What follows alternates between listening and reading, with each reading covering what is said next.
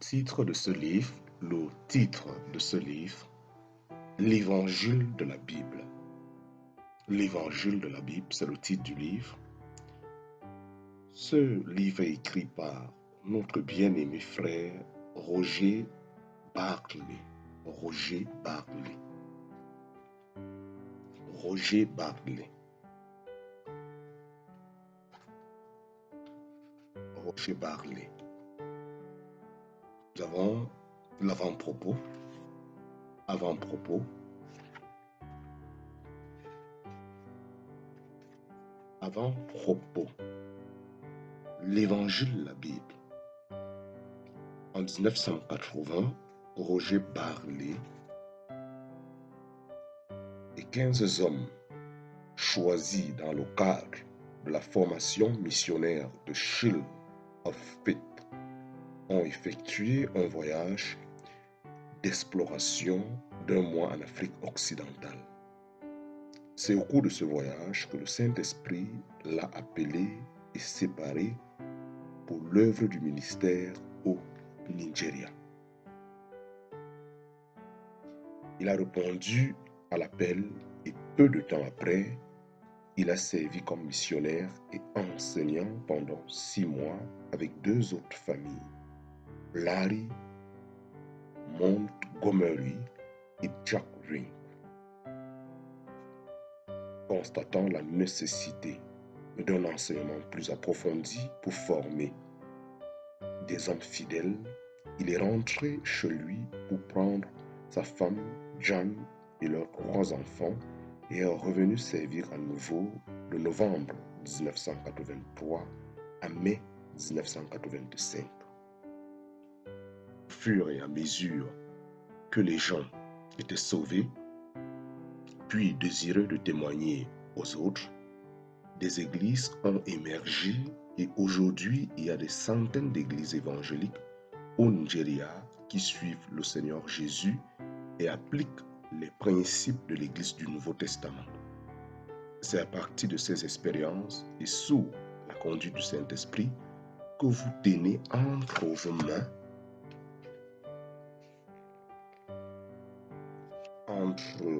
vos mains cette présentation claire et biblique de Roger au sujet de l'Évangile de la Bible. Le ministère d'enseignement de Roger a été largement utilisé par le Seigneur dans le monde entier et le fruit de ce ministère continue de se reproduire. Roger a été rappelé au Seigneur le 19 juin 1999.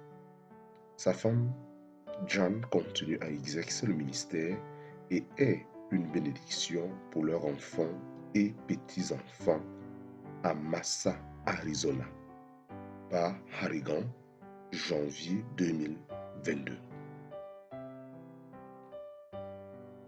Table de matière. Table de matière. Droit d'auteur. Avant-propos. Table de matière. Introduction. Partie 1. La crainte du Seigneur. Partie 2. Le message, l'évangile, la grâce. La mort et le salut du Christ. La solution de Dieu pour le péché. La solution de Dieu pour les péchés. La solution de Dieu pour la mort. Sa sépulture. Le ministère et la parole de la réconciliation. Partie 3. La résurrection et la seigneurie du Christ. Recevoir Jésus comme son sauveur personnel ou son Seigneur. Observation personnelle. Partie 4. Le rôle du juge du Christ. L'évangile de la condamnation. Se repentir des péchés ou se repentir envers Dieu. Remarque finale.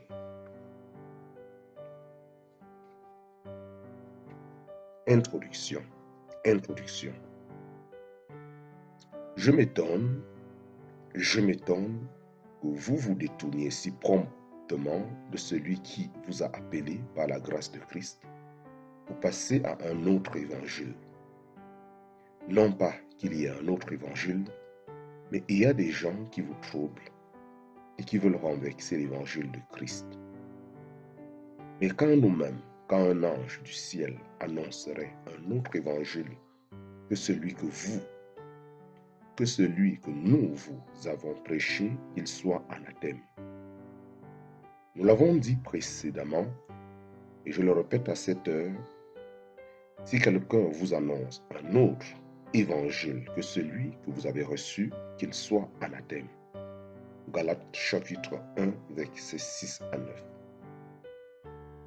C'est de loin l'avertissement le plus sévère que Paul ait jamais adressé à l'Église païenne. Compte tenu du sujet traité, il devait avoir une conscience aiguë de la gravité du problème, car le salut et la sanctification des élus de Dieu étaient en jeu.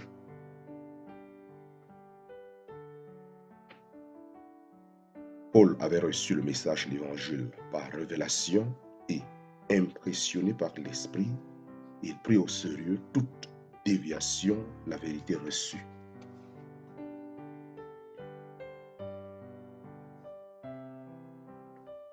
Dans l'Épître aux Galates, il a abordé le problème de l'ajout de la loi au principe de la grâce.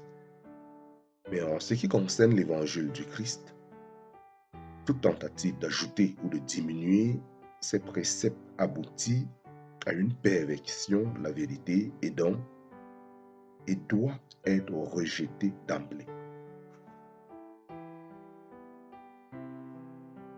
De même que Paul s'étonnait des églises de Galatie parce qu'elles s'écartaient de l'évangile de la grâce, de même l'Église doit prendre conscience que le message qui est propagé aujourd'hui n'est pas un évangile qui fera de fidèles disciples du Christ, mais qui transformera simplement les pécheurs en pécheurs religieux. L'évangile que les apôtres ont partagé est une puissance de Dieu pour le salut de quiconque croit, du juif premièrement, puis du grec. Romains chapitre 1, verset 16.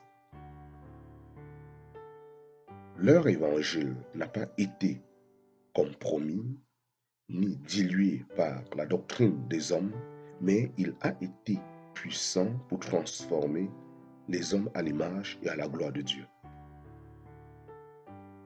L'Église ne sera aussi forte que l'évangile qu'elle présente. L'Église ne sera aussi forte que l'évangile qu'elle présente si l'Église revenait à l'évangile de la Bible. Il y aurait une différence radicale dans la qualité des croyants au sein de l'assemblée des saints, car la crainte du Seigneur produit un esprit humble et enseignable.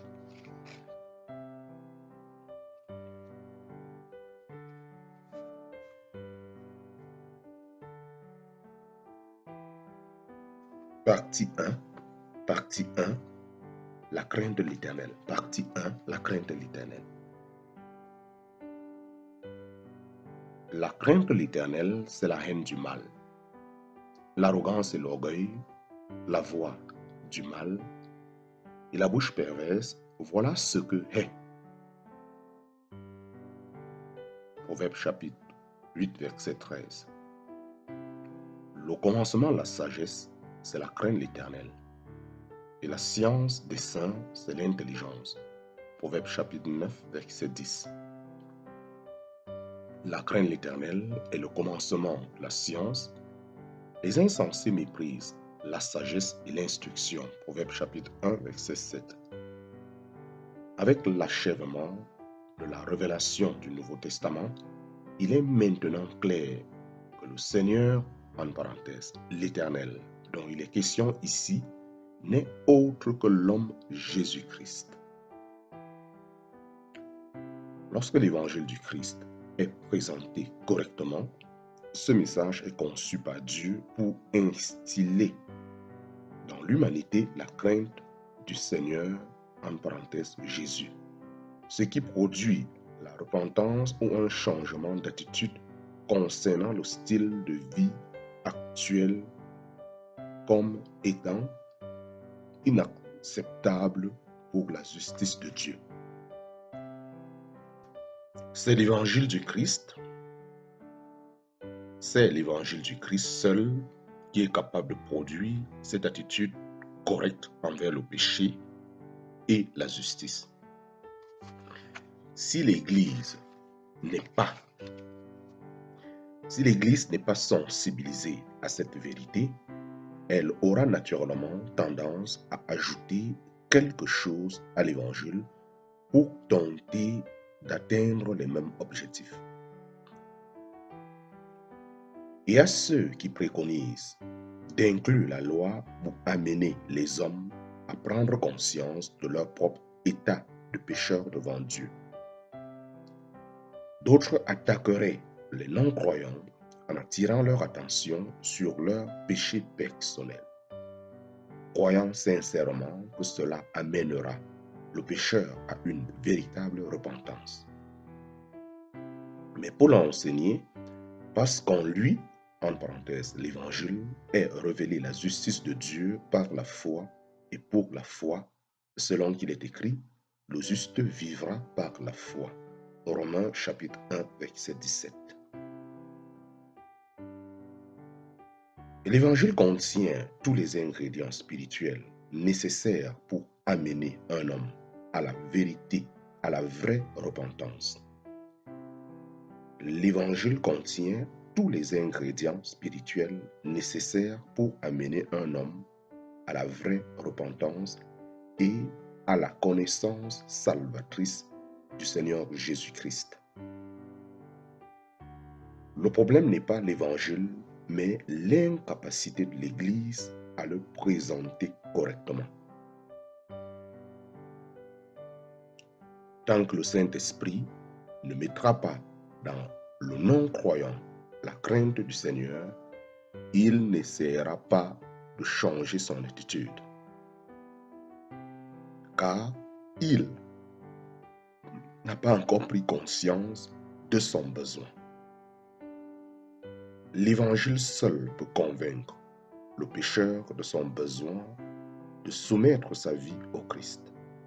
Dieu n'a-t-il pas dit « Ainsi en est-il de ma parole qui sort de ma bouche, elle ne retourne point à moi sans effet, sans avoir exécuté ma volonté et accompli mes desseins. » Ésaïe chapitre 55, verset 11. L'évangile du Christ a été donné aux apôtres par révélation. Il a ensuite été donné à l'Église par les apôtres. Les croyants ne sont donc que des ambassadeurs qui proclament un message provenant d'un autre. La responsabilité de l'Église est de coopérer avec le Saint-Esprit pour présenter correctement l'évangile du Christ. Il fera le reste. Vois Jean chapitre 6 verset 44, chapitre 17 verset 2.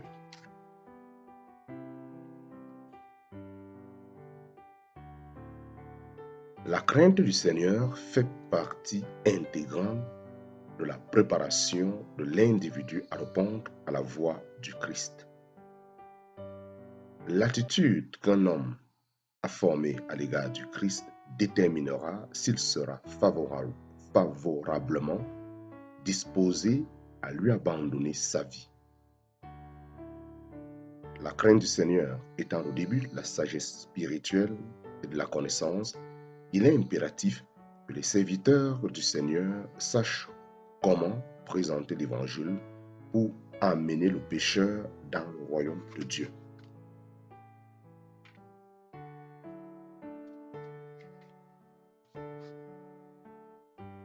Partie 2.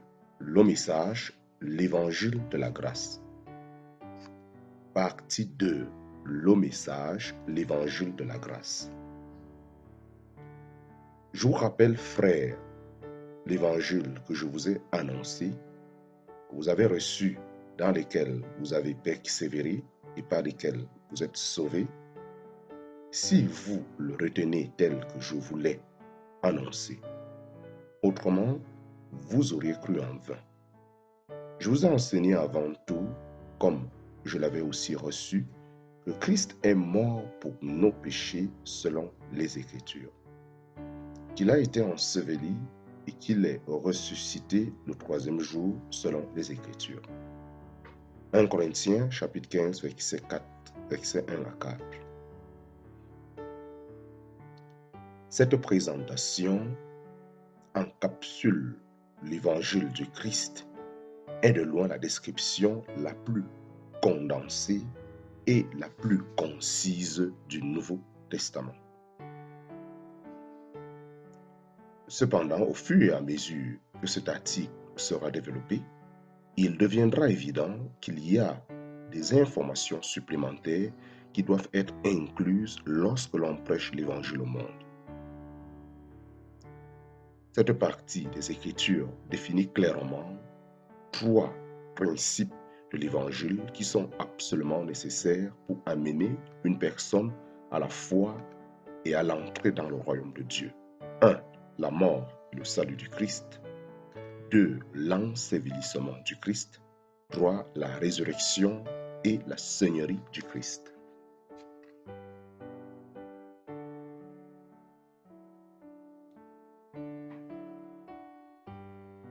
La mort et le caractère de Christ comme sauveur. La mort et le caractère de Christ comme sauveur. Adam est responsable de l'introduction de 3 problèmes fondamentaux et élémentaires dans la société humaine. C'est pourquoi, comme par un seul homme, le péché est entré dans le monde, et par le péché la mort, et qu'ainsi la mort s'est étendue sur tous les hommes, parce que tous ont péché. Romains chapitre 5, verset 12.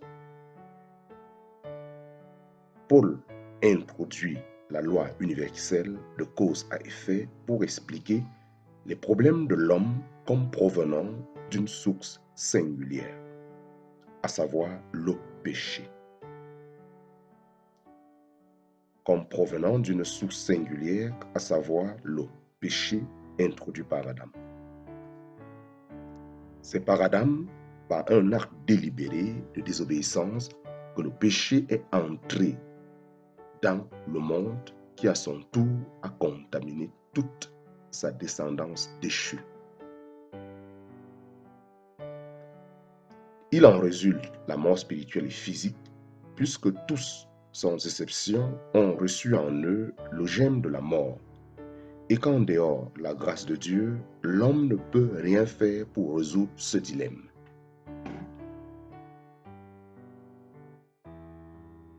Un effet secondaire du péché est constitué par les péchés. Ces actes iniques qui se manifestent continuellement à travers le corps humain. En raison de la présence du péché dans l'âme de l'homme, les Écritures présentent l'homme comme étant sous la domination du péché et il est déclaré pécheur. Romains chapitre 5, verset 19. Dans cette condition, il est impossible de plaire à Dieu, car la foi ne peut émaner de ceux qui sont constitués dans la chair. Voir Romains chapitre 8, verset 8. L'homme se trouve donc dans un état d'impuissance totale, incapable de se libérer de la domination du péché et éventuellement de la mort. Seul l'évangile du Christ est capable de libérer l'homme de cette servitude dans laquelle il se trouve. C'est par l'intervention personnelle de Dieu dans le domaine de l'impuissance de l'homme, en fournissant la solution parfaite dans l'œuvre achevée du Christ, qui devient le seul moyen pour l'homme d'être libéré de la domination du péché, de la loi et de la mort spirituelle et physique qui s'ensuit. Puisqu'il est impossible pour l'homme de se délivrer lui-même, Dieu a fourni un homme, un libérateur, un sauveur, un rédempteur pour libérer l'homme de la transgression d'Adam et de ses conséquences éternelles. Le problème était de savoir où Dieu allait trouver un descendant d'Adam qui soit libre de la contamination par le péché. Un homme innocent qui serait prêt à s'offrir au nom de la race déchue d'Adam.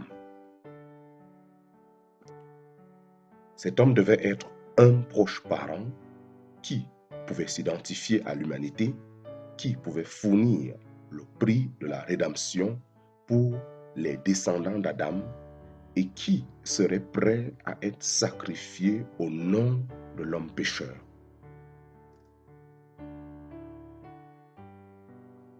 Mais lorsque les temps ont été accomplis, Dieu a envoyé son Fils, né d'une femme, né sous la loi. Galates chapitre 4, verset 4. La raison pour laquelle on l'appelle l'évangile de la grâce est que les événements qui entourent la conception surnaturelle et la naissance subséquente du Fils unique de Dieu se situent en dehors du domaine limité à la capacité et à la sagesse charnelle de l'homme. C'est Dieu seul, en s'appuyant sur ses attributs divins, qui a assuré la rédemption de l'homme. C'est Jéhovah Jireh qui a fourni l'agneau qui devait ôter le péché du monde. Le rôle de l'homme dans sa rédemption consiste simplement à répondre par la foi à ce que Dieu, par sa grâce, a prévu pour lui.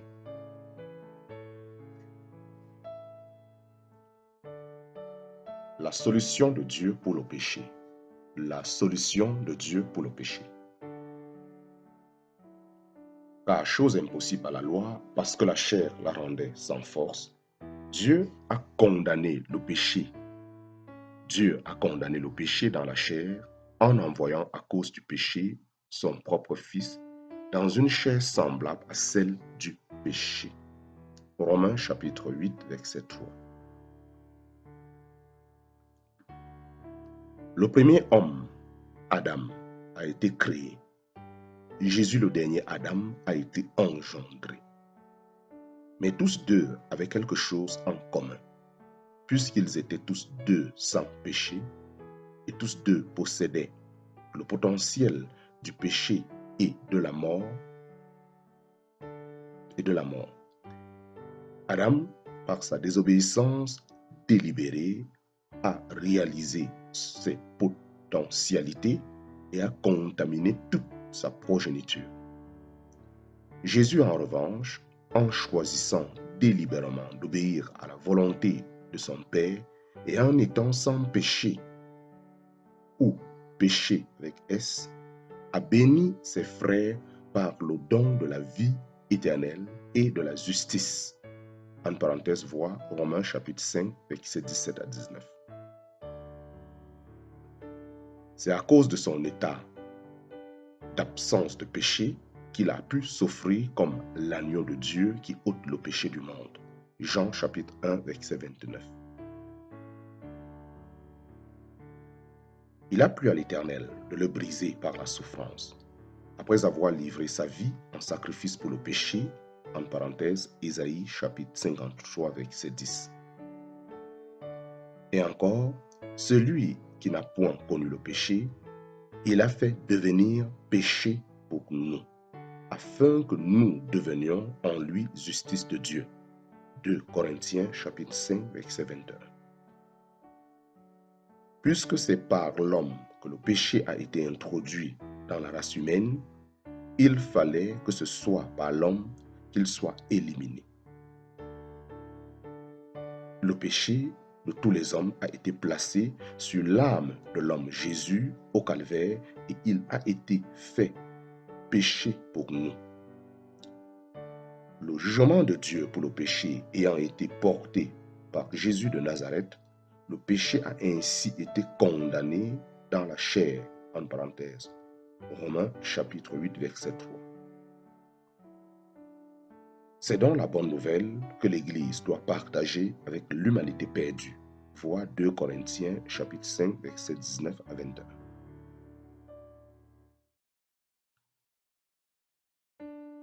Avec le jugement du péché et la mort qui s'en est suivi, Jésus, en parenthèse, le châtiment ultime du péché, est devenu le sauveur du monde.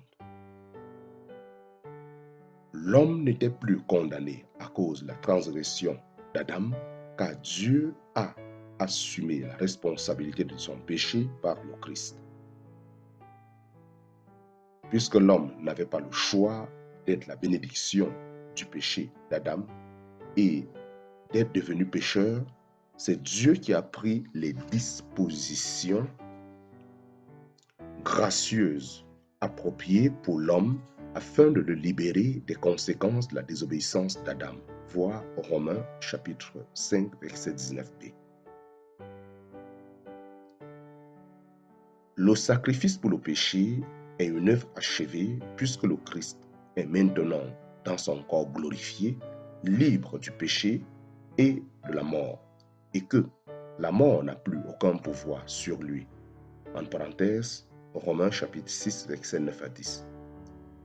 Le livre des Hébreux confirme également cette vérité en déclarant « Car Christ n'est pas entré dans un sanctuaire fait de main d'homme en imitation du véritable, mais il est entré dans le ciel même afin de comparaître maintenant pour nous devant la face de Dieu, et ce n'est pas pour s'offrir lui-même plusieurs fois qu'il y est entré, comme le souverain sacrificateur entre chaque année dans le sanctuaire avec du sang étranger.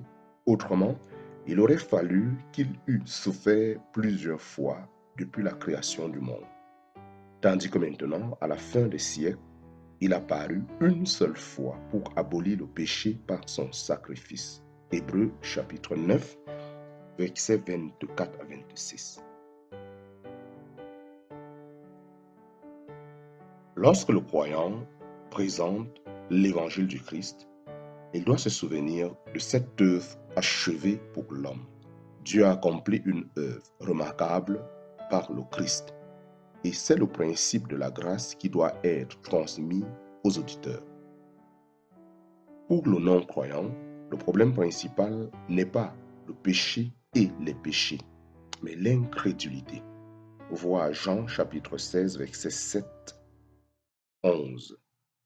Jean chapitre 16, verset 7 à 11. Et chapitre 3, verset 18, 19. Chapitre 3, verset 36.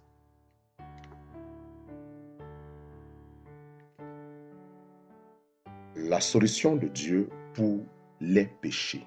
La solution de Dieu pour les péchés. L'homme étant devenu pécheur par la désobéissance d'Adam et étant sous la domination du péché, démontrera cette domination en manifestant les péchés dans son corps de manière habituelle. Pour le faire référence au corps humain comme le corps du péché. Car le corps est le véhicule de la manifestation du péché. En parenthèse, voir Romains chapitre 6, verset 6. Non seulement Dieu a pris des dispositions pour le péché, mais aussi pour les péchés de l'homme.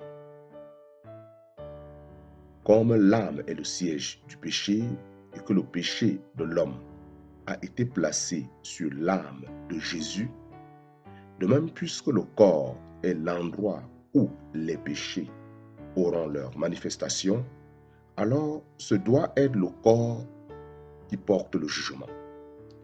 Lui qui a porté lui-même nos péchés en son corps sur le bois, afin que, morts au péché, nous vivions pour la justice. Etc. 1 Pierre chapitre 2, verset 24. Le châtiment pour les péchés du monde a été infligé au corps du Seigneur Jésus-Christ et son sang a été versé, offrant à l'humanité la possibilité d'être justifiée par la foi et de connaître la rémission de péchés. En parenthèse, Romains chapitre 5, verset 9. Éphésiens chapitre 1, verset 6.